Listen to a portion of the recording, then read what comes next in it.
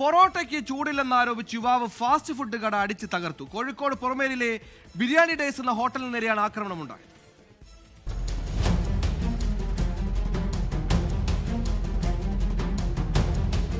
തിങ്കളാഴ്ച രാത്രി 7 മണിയോടെയായിരുന്നു സംഭവം. ഹോട്ടലിലെത്തിയ യുവാവ് പൊറോട്ടയും ബീഫ് റോസ്റ്റും ഓർഡർ ചെയ്തിരുന്നു.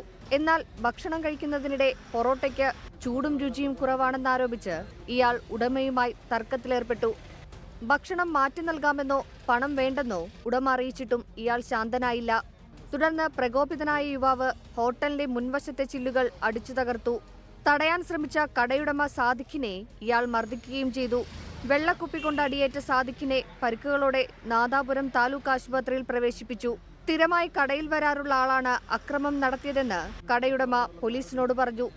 സോറി ഞാൻ പറഞ്ഞു നിങ്ങളെ പൈസ തരാം, നിങ്ങളത് പൊട്ടിക്കണം. ഞാൻ 124 റുപ്യ അതിൻ്റെ അന്ന് എടുത്തുകൊണ്ട് കൈമലേക്ക് കൊടുക്കാൻ വേണ്ടി പോയി. അന്നേരം അയാൾ പൈസ വാങ്ങിയില്ല. പിന്നെ പുറത്ത് കഴിഞ്ഞ് ചെങ്ങായി ഗ്ലാസ് മൊത്തം അടിച്ച് പൊട്ടിച്ച്. സംഭവത്തിൽ നാദാപുരം പോലീസ് കേസെടുത്ത് അന്വേഷണം ആരംഭിച്ചിട്ടുണ്ട്. 24 കോഴിക്കോട്.